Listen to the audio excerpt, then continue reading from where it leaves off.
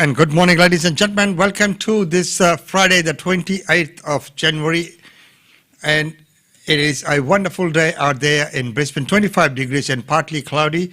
And today we'll be looking at lots of things, but amongst all of that, really excited to find some very old footage of Fiji, which we will be promoting as showing in here today as well. So, it is a wonderful day out here, as I mentioned before, that looking at everything that's happening in Queensland, partly cloudy, 25 degrees today. And when we look at the weather out there, it shows that it will remain quite like this today. But right now, let's take a look at some of the press releases that have come through. The Honourable Scott Morrison, MP, the Prime Minister, has sent in a press release as well, and there will be other media statements that we would be covering in this segment here as well. So it is once again, as I mentioned, very, very great to have you company here on this 28th day of January 28th. Yes, this is all going away very, very quickly.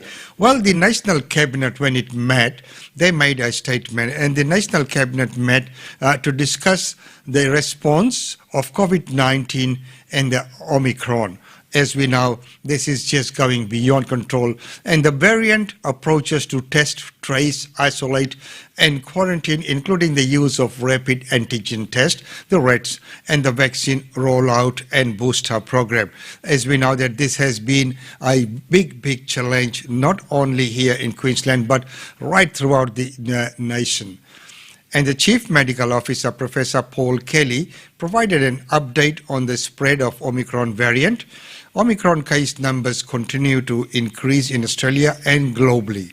Of course, we know it's not only nationally, globally as well. Omicron continues to show the greater ineffectivity than the Delta variant, but with much less severity in terms of hospitalizations, ICU and ventilated patients. So even though it's not severe, it's more contagious and it's out there. There's many people in the community whom we hear about who have just tested positive.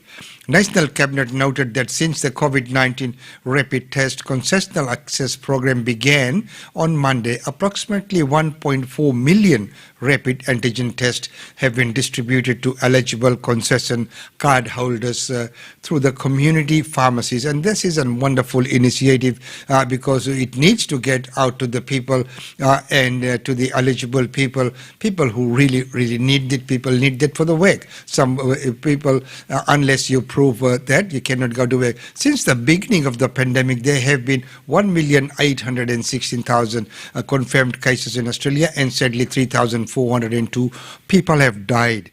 And globally, there have been over 361 million cases and sadly over 5.6 million deaths, with 3.3 million new cases and 9.9 thousand deaths reported in the last 24 hours.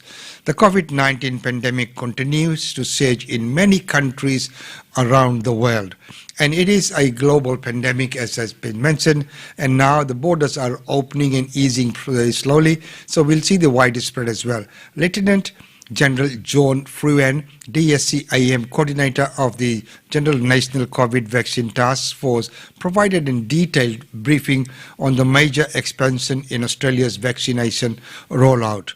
So Australia's COVID-19 vaccine rollout continues to expand. It has to, because it needs to really reach out to the company. To date, 48 million doses of COVID-19 vaccines have been administered in Australia, including 82,709 doses in the previous 24 hours. So that's quite a large number there. In the previous 7 days, more than 1.7 million doses have been administered in Australia, and more than 95% of the Australian population aged 16 years and over have now had a first dose of COVID-19 vaccine, including over 99% over 50-year-old. So that is a good number. So, percentage-wise, what does it mean in percentage-wise? Percentage-wise is looking at 93.1% of Australians aged over 16 and have now been fully vaccinated, including more than 97.8% of over 50-year-olds and more than 99% of Australians over 70 years of age. So as you can see, the elderly have all done the right thing. Over 7.1 million booster doses have been administered to over 65% of eligible Australians, including me. More than 61% of Australians aged over 70 years and have had a booster shot in the last 12 weeks since the booster program commenced. So, that is great to see that happening.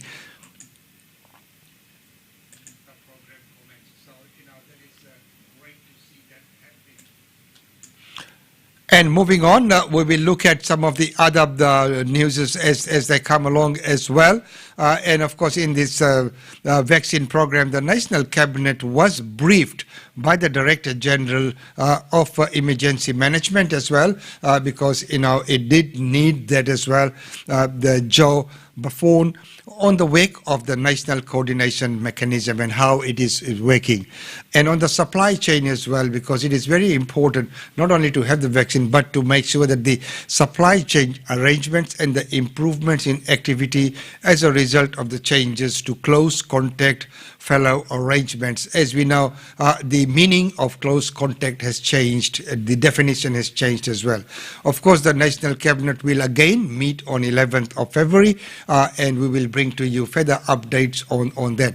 So the essential workforce now has been redefined, and we will look at what it has been redefined as we know that from time to time the definitions changes according to what's happening out there. So the National Cabinet noted that recent changes in isolation requirements for essential transport workers have significantly eased the pressure points for transport operators, and that is very important to get all the goods out there to provide these shortages in the supermarket, etc. So National Cabinet also endorsed decisions agreed by the Infrastructure and Transport National Cabinet Reform Committee, which had met on the 25th of January. So the recommendations were, we will look at some of them and what those recommendations are. So, it was agreed in principle as an immediate priority, all states and territories will enact arrangements to allow New Zealand citizens to use the equivalent New Zealand heavy vehicle license in Australia for 12 months or until the license expires if sooner. So that is a good move across the Tasman only.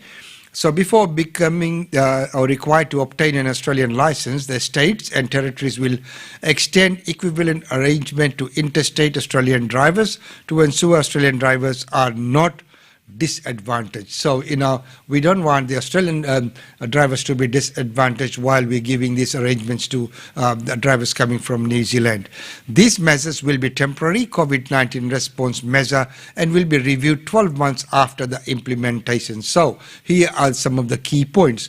Oz Roads will be providing an interim national heavy vehicle driver competency framework to report by February 2022 to help introduce a competency-based licensing framework for heavy vehicle license class progression, with the final framework due in mid-2022 following consultations on framework development and implementation arrangements. So, it is a good move because, to cover for those short-term shortages that we have in the transport industry and in the area.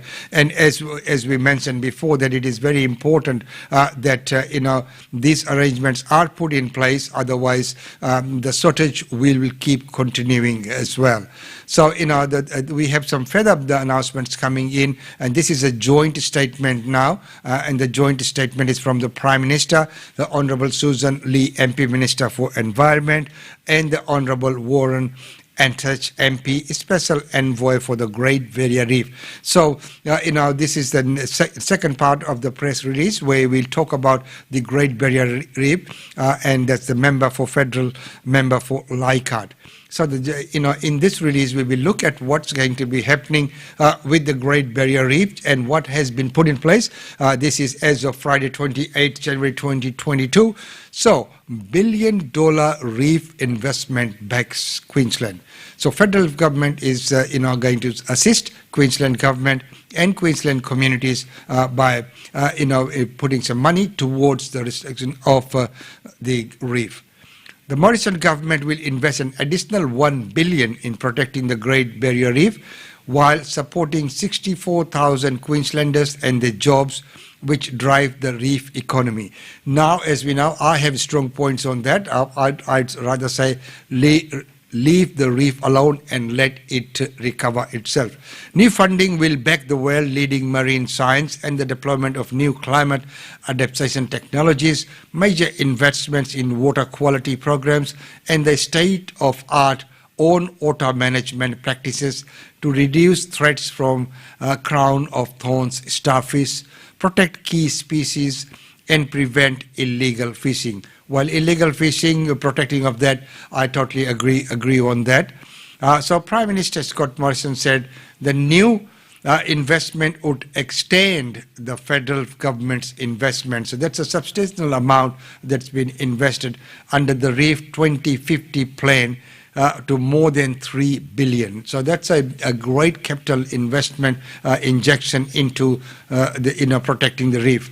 So he said, we are backing the health of the reef and the economic future of the tourism operators, hospitality providers and Queensland communities that are at the heart of reef economy, Prime Minister Morrison said. And of course, it is very, very important that we look after our natural resources, but we should also take some very, very responsible steps. This is already the best managed reef in the world, and today we take our commitment to a new level. Definitely, funding of that sort will take it to that. Funding will support scientists, farmers, and traditional owners backing in the very latest marine science while building resilience and reducing threats from pollution in our oceans and predators such as the crown of thorns starfish, as we know, that is a major threat to the reef. But it is part of the ecosystem, it is part of the environment. The additional $1 billion package over the next 9 years includes, so this is how it will be broken up, $579.9 million for water quality, working constructively with land managers to remediate erosion, improve land condition and reduce nutrient and pesticide runoff, $252.9 billion for reef management and conservation, additional support for the Great Barrier Reef Marine Park, authority to reduce threats from crown of thorns starfish, which is on the top of the list there, implemented advanced health monitoring systems. Now, it is very important that these systems are imported and also to prevent the illegal fishing, which we have said before. $92.7 million to research and deploy world-leading reef resilience science and adaptation strategies. $74.4 million for traditional landowners and community-led projects, including species protection, habitat restoration, citizen science programs, and marine debris. So, it is cutting across all the different sections and all the different channels. So, Environment Minister Susan Ley said that the record level of investment in the reef was being driven by the best science and engagement. So this is a commitment by the federal government to the local communities and the industries through working with traditional owners as well, which is very, very important that we work with the traditional owners of the land. And the funding is okay, but we need to look at the cultural sensitivities and all that as well. So from groundbreaking science, coral seeding, restoration to improved water quality, and the latest on water management and compliance system, as well as the protection of the native species, we are working across every aspect of the reef, Minister Ley said. So I think that is a very, very good move, and there's lots that's been happening. Our farmers, tourism operators and fisheries are our reef champions and we are supporting them through practical water and land-based strategies that will contribute to significantly improving the health of the reef. And now that is very, very important as well as part of the capital injection that has been made in there. So, ladies and gentlemen, that is a very, very wonderful news that has just come through. Well, right now, there has been a lot of calls that have been made to make sure that the RAT the tests are made more accessible to everyone. Here's that report. Susan Thompson is about to do her first rapid antigen test. Never clue what that is either. The Sydney woman is blind. Connected. Hello. Hi there, can you hear me? Susan's using a vision support service over the phone. Just open the box. Yeah, I've got the box open. But it's still difficult. You put the swab in the vial. Is the vial the thing I've got in my hand? Oh, there are 3 things in the bag. I think that's a lid. Pull the tip off And let it... and drop the liquid into that. It's gone everywhere. A lot of the instructions tell you not to contaminate things by touching them too much, and you cannot do things when you're blind without touching things. Goodness. Rapid antigen tests are not accessible to people with vision impairment. You can't actually read the test results because they're a visual thing on a little screen, I think it is. And Susan is reluctant to ask friends for help, both for privacy reasons and their own safety. Okay. That is where the actual liquid itself goes. Having somebody over here to do it for me by its very nature potentially puts them at risk. All right. In Victoria, vulnerable people and carers can call a hotline to arrange a person to assist them with a test in their home. The success of this system has prompted Vision Australia to write to the government demanding an urgent response. Telehealth is coming to be the new thing of this generation, and things like that, assisting even a blind person over the phone, asking them to do that test, and she's also operating a keyboard there as well. So this is amazing what kind of technology and how people have adapted that. Well, meanwhile, Victoria takes still a lot of battering, and people have been warned that more wild weather is expected. Here's that report. We've had a very unsettled week here in Victoria, and today particularly is going to see another series of thunderstorms across the state. In particular, right the central part, the central corridor of Victoria will today go into some severe thunderstorms. Over the last 24 hours, Vic SES volunteers have responded to in excess of 750 requests for assistance. And this is largely because of the intense rainfall that we've seen through the organised storms that have been crossing the state. One of the biggest concerns, I guess, is some of the poor choices that people are making in relation to driving through water. We had a significant number of in-water rescues overnight, particularly around the southwest and the Geelong area, which was inundated with what we refer to as intense rainfall, which is about 1 millimetre a minute. So over a sustained period of time, that does create some significant flash flooding events. Yeah, I can imagine. So what's looking forward to today and the weekend, where we're still expecting a volatile weather situation? How are your crews bracing for that? Yeah, look all of our crews, the Vic SES volunteers will reset themselves today in readiness for today's weather as it crosses. And I have to say, and indeed to the other support agencies, that the fire agencies in particular have been supporting us just because of the nature and the volume of the calls that come in in such a short period of time. But the messaging today is quite simply just be mindful of your environment. Drive to the conditions. Don't drive through flood water, as we remind people it only takes 15 centimetres to float.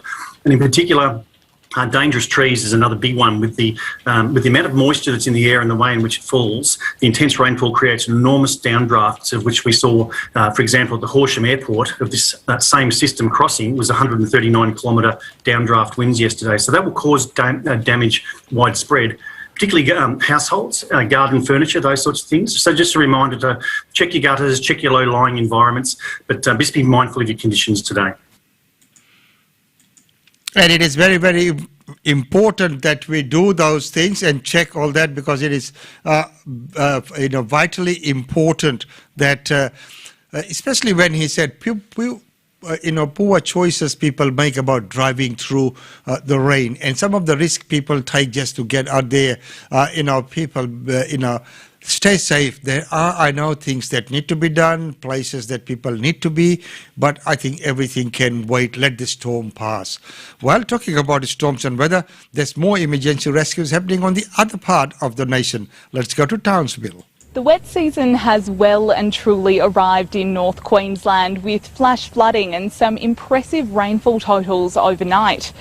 Monsoonal rain kicked off in Townsville yesterday and continued throughout the night. The SES received 33 calls for assistance and 2 people had to be rescued from their car after driving into fast-moving floodwaters. Parts of the Bowley catchment recorded more than 200 millimetres in less than 24 hours. But the heaviest falls were recorded at Stony Creek in Townsville's west. They saw 381 millimetres since 9 a.m. yesterday, and much of that fell in just 3 hours. It's the heaviest rainfall we've seen in the Townsville region since January and February of 2019, which kicked off the devastating floods of North and Northwest Queensland. Fortunately, the rainfall here has left little damage, and there's more rainfall on the way, with the potential for another 100 to 200 millimetres today and more wet weather into the weekend. Emergency services have crews on standby and say they're well equipped to handle the downpour. And to handle the downpour, and as we know, there's more severe weather warnings for North Queensland and, of course, for Melbourne and Victoria as well. Well, if you're given a chance to go to cricket or look at a COVID-19 inquiry, what would you do? Let's see what Richard Colbeck did when he was given those choices. The latest weekly government figures reveal there are currently close to 8,000 residents with COVID in aged care. There have been more than 1,100 aged care deaths since the start of the pandemic, 163 this year alone. There are more than 11,000 active staff cases. There has been a Senate inquiry examining the government's handling of the pandemic since it began in 2020, investigating everything from health issues to JobKeeper. Aged Care Minister Richard Colbeck said he wasn't able to attend a hearing on January 14 because he could not justify, quote, diverting the time and resources, including those of his department, during a critical point of the Omicron outbreak. Now it turns out he was at the cricket.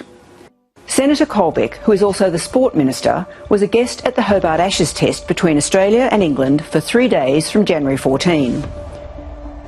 In a statement, a spokesperson for Senator Colbeck said he was engaged with a number of COVID meetings that day and that he attended the test, which started late afternoon, in his capacity as Minister for Sport and Senator for Tasmania. It's not the first time the Senator's actions have been criticised. In August 2020, when the Senate committee asked him how many people died in aged care, this was his response. I'll just have to look up my latest report, Chair. That might take me a moment.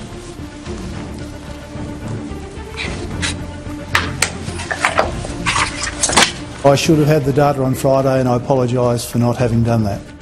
Then, in June last year, Senator Colbeck told a Senate estimates hearing he didn't know how many aged care workers had been vaccinated. You don't know? Well, we don't have that data. Well, there's a lot of questions to be answered there. Well, the next up, we look at e-scooters. Do you think they are a necessary thing? Do you think they are a hindrance? We see everyone whizzing past that in the city, coming in between where people are walking. And of course, there are a lot of sidewalk cafes where people are sitting down on the footpath, in approved area and having their meals. And then you see them scooting past. What do you think they are? Do you think they are a public menace? Or should there be a better control on that? Here, take a look from this security camera footage of what happens in a cafe area in Tasmania. Boom. There goes another one.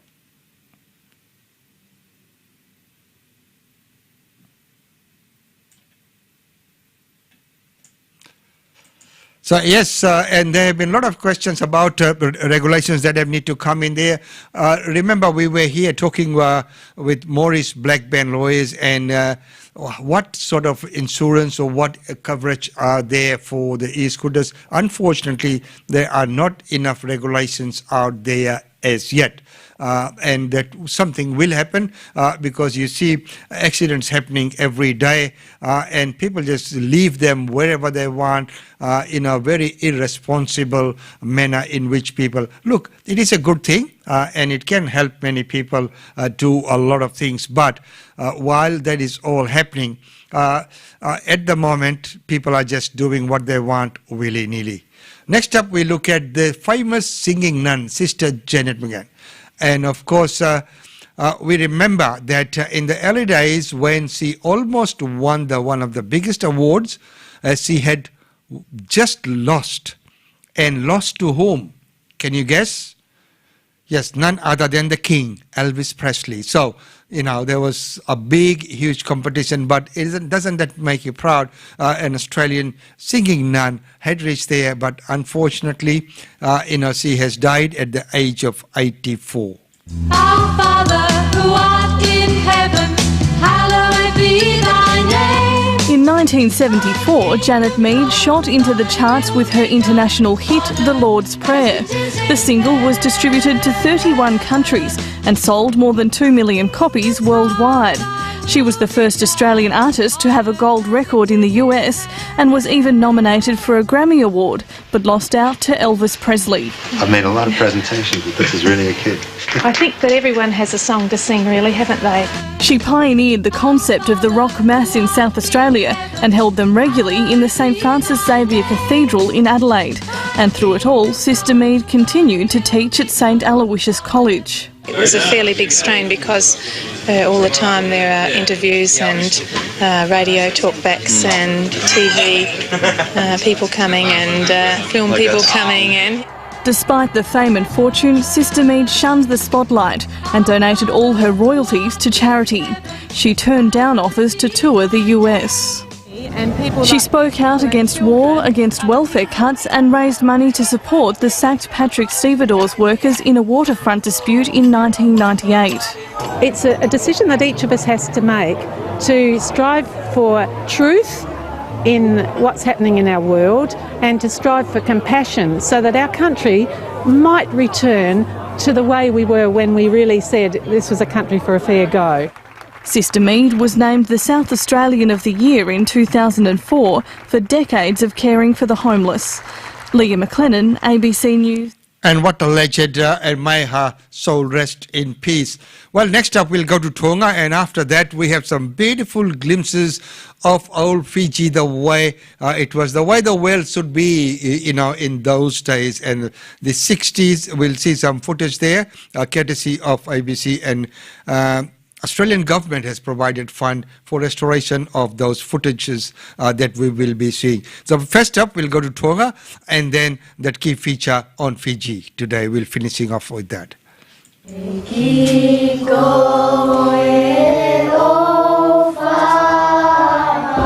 The Tongan devastation has deeply affected Vika Tukuafu and her extended family in suburban Brisbane. It was pretty terrifying, but we give all glory and honour back to God, they're all safe. Vika's family-owned beach resort was flattened by tsunamis following the massive Tongan volcanic eruption. She lost contact with her parents and her younger siblings on a video call as the big waves started rolling in. I could see my younger sister.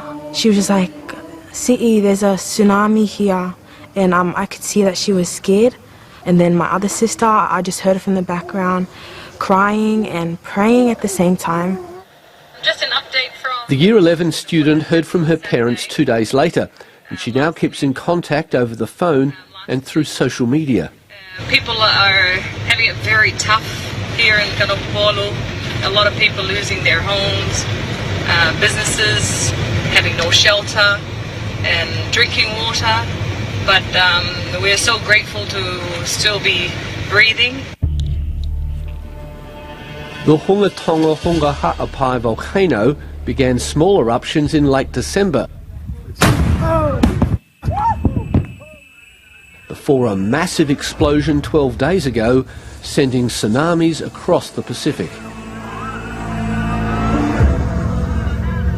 and it was really loud that we can't even hear each other. It nearly broke our eardrum, I guess. The disaster cut off Tonga's international communications link, and for days the kingdom was isolated from the rest of the world. These satellite images providing the only glimpse of what life was like under the volcanic ash. 2 days after the explosion, Tongan journalist Marian Kupu filmed these street scenes and this account of the tsunamis from 2 teachers near the Tongan capital.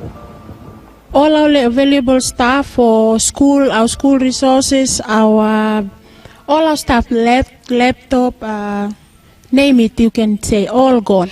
And all our staffs in this room, it all ended up in that creek. So there we are. A lot of relief efforts are being sent to Tonga, and there are some local groups here which might be working with that.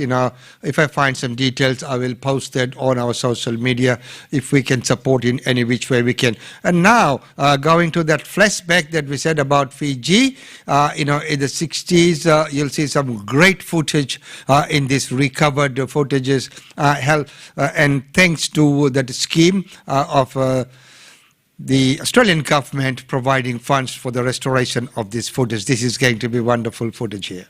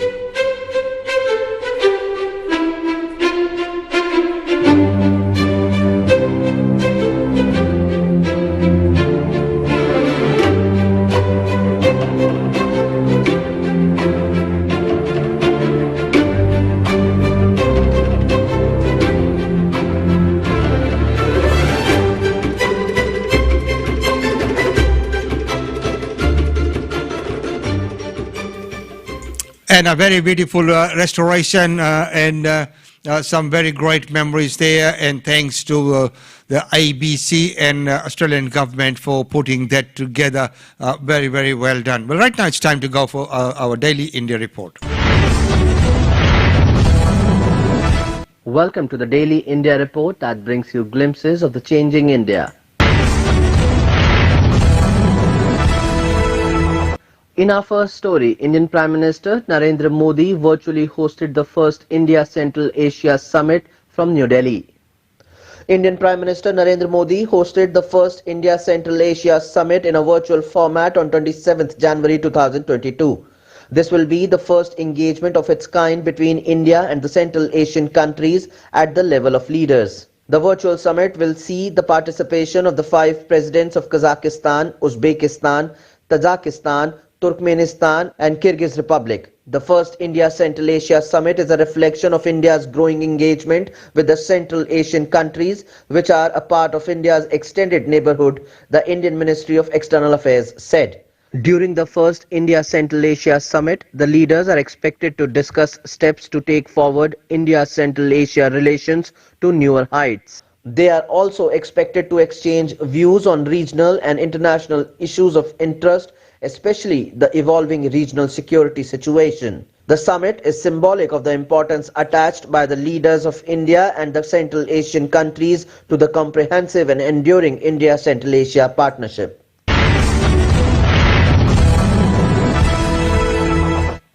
Microsoft Chairman and CEO Satya Nadella and Alphabet and Google CEO Sundar Pichai were conferred the Padma Bhushan civil honor by the Government of India on the eve of the 73rd Republic Day.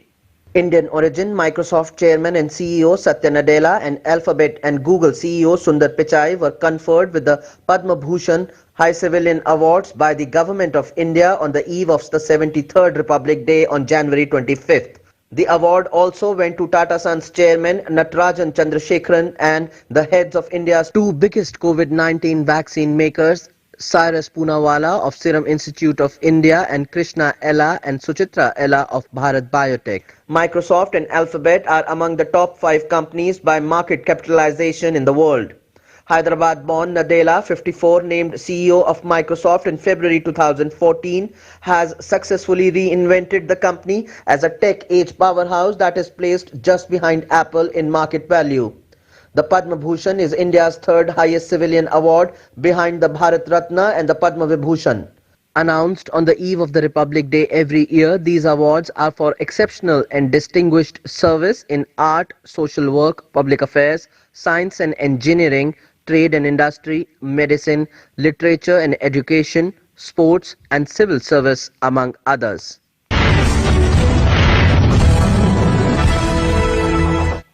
Air India returned to Tata Group after 69 years as the Union government handed over the airline to it. Air India will become a Tata-owned company as the Government of India has decided to hand over the company to the Tata Group on January 27, 2022. The Tata Group won a bid through a holding company, Teles, to buy a 100% stake in Air India along with AI Express and a 50% stake in ground handling company, iSATS. The government has targeted to transfer these to the group before the end of January. Post the handover, the Tata Group is likely to operate 3 airlines, Air India Express and Vistara, after the government transfers the airline to the group and upon the merger of AirAsia India and AI Express. The group for the time being plans to continue with Vistara as a separate entity as Tata's partner, Singapore International Airlines, is not on board for the Air India deal. Vistara is a 51:49 joint venture between the Tata and SIA. While SIA was part of the plan to acquire Air India but did not want to continue after COVID impacted their business and funds dried up. Tata has put in place a revival plan with a blueprint for 100 days for Air India to improve the operational and service standards of the airline. That includes its on-time performance as well as issues related to passenger complaints and call centers.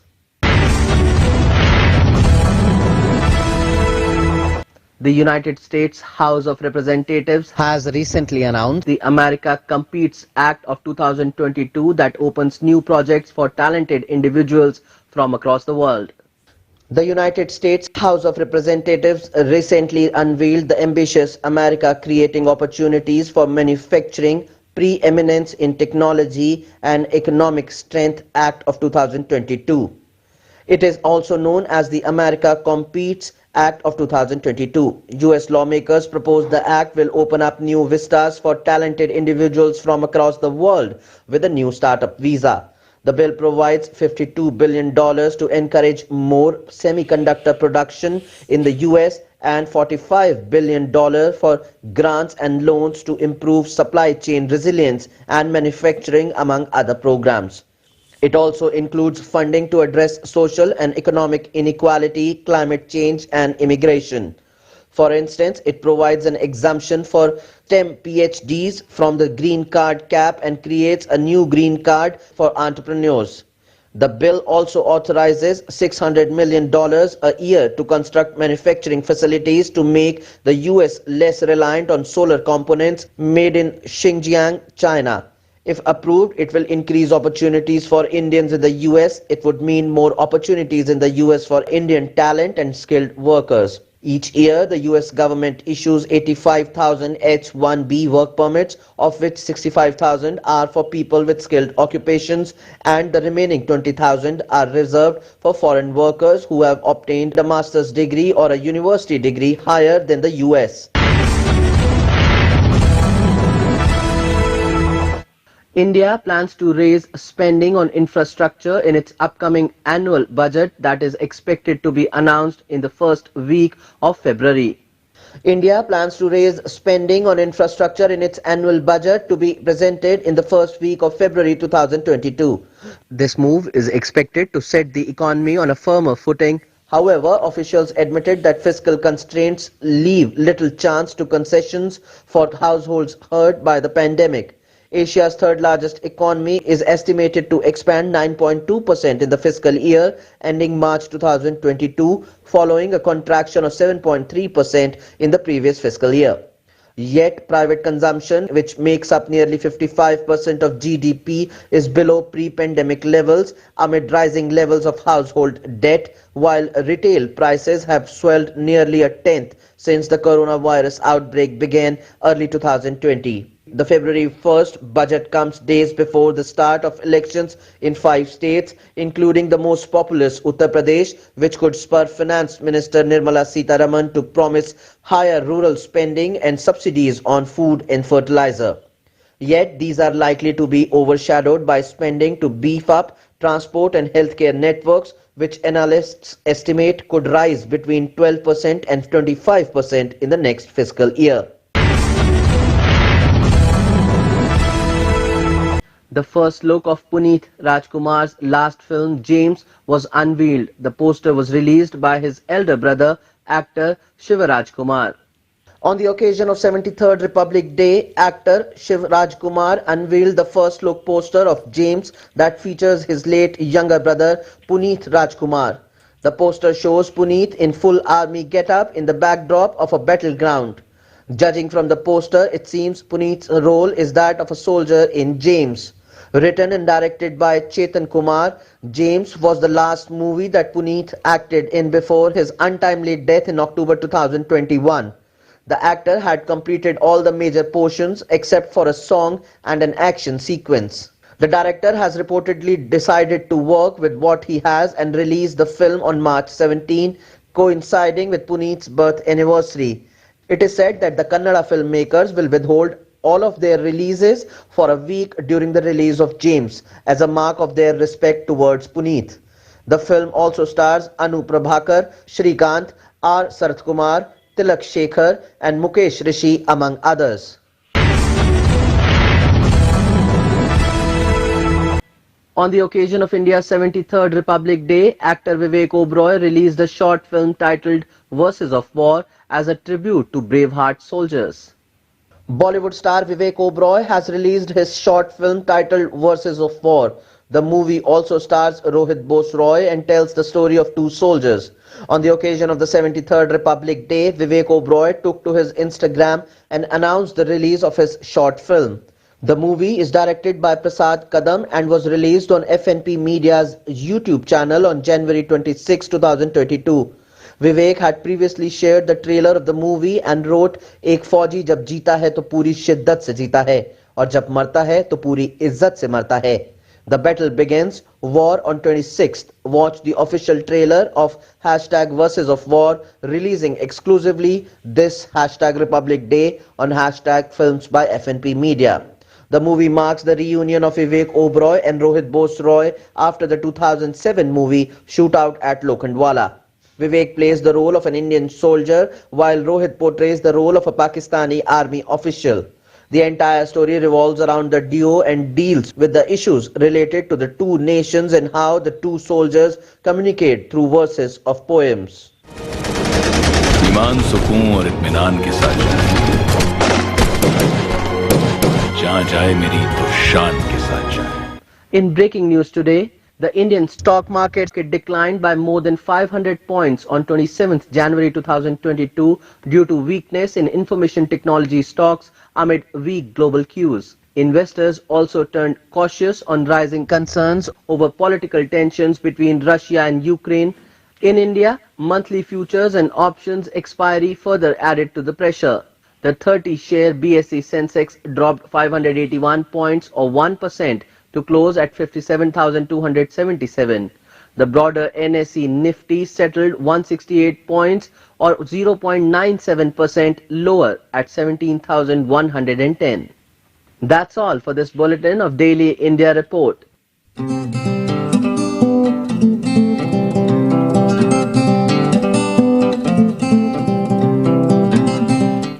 And thank you very much, Himanshu, for that report. And thank you, ladies and gentlemen, for joining in today. Really appreciate your company, and also for sharing on. And everyone, thank you for your wonderful comments there as well. I hope you've enjoyed today's segment. Until tomorrow, it's goodbye from me. Remember, tomorrow we have the weekend roundup. And of course, the Music Junction, which is supposed to be on this Sunday, will be postponed till mid of February, when we'll bring to you a special Valentine's presentation. At the moment, with the COVID-19 Omicron peaking, people are a bit reluctant to come to the studio, so getting the recordings done and everything, so we have to abide by the safety rules and regulations, and it has been decided by the management and the presenters and the singers that we will do it mid-February, which will be the 13th of February, because 14th is the Valentine's Day, 13th is a Sunday. So, rather than Sunday the 30th, it will be Sunday the 13th of February with a Valentine's special hosted by Ajay Savi. Looking forward to that. Well, right now, until tomorrow, it's goodbye from me. It's been wonderful having your company. Be good, be safe, and enjoy the weekend, but responsibly.